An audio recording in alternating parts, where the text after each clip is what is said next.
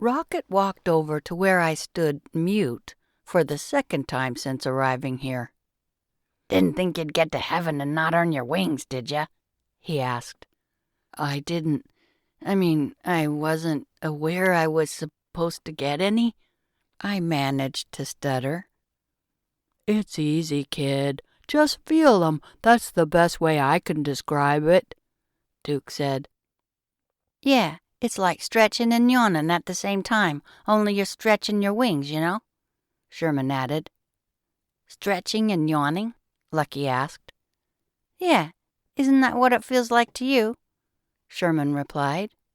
Lucky thought about that for a moment. I guess it does. That and feelings, you know, happy thoughts. Duke began to laugh. Happy thoughts? Okay, Peter Pan. You don't think happy thoughts when you fly? Lucky asked. Duke stopped mid-laugh. I guess you're right.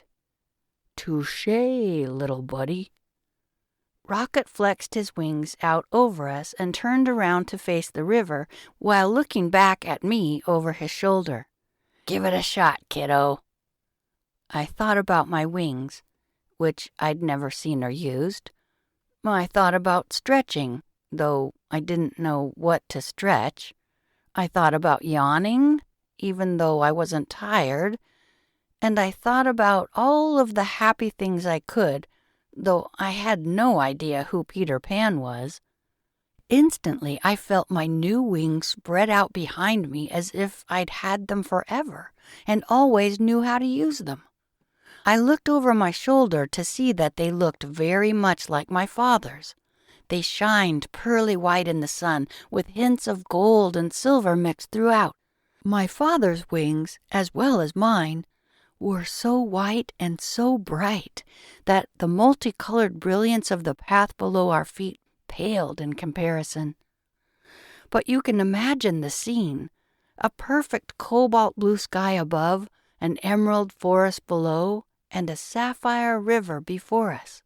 I stood there with my father and new friends, completely speechless. Yet again. Yep, I said the same thing when Rocket first brought me here, Sherman said, commenting on my loss for words. Duke and Lucky nodded in agreement. So it's pretty simple, Rocket said. You already know how to use your wings if you think about it. They're just a natural extension of your body, and once you start testing them out, you'll find they pretty much act on their own a lot of the time anyway. I tried to move my wings a little, and they did as I asked. You sure we aren't rushing him a bit? Duke asked. Rocket looked at me and winked. Oh, I think he'll surprise you. Duke grinned and expanded his own wings. They were dark black with bright red and yellow lightning bolts extending their length. Lucky's were green and gold, while Sherman's were blue with white stars and red stripes. You can change their color any time you want, mate, Sherman said, and with a loud yahoo he jogged forward and leapt off the hill, soaring high above the river below. See you on the other side, so to speak, Lucky said, and he too took to the skies. Duke grinned, winked at me, and followed his companions into the air.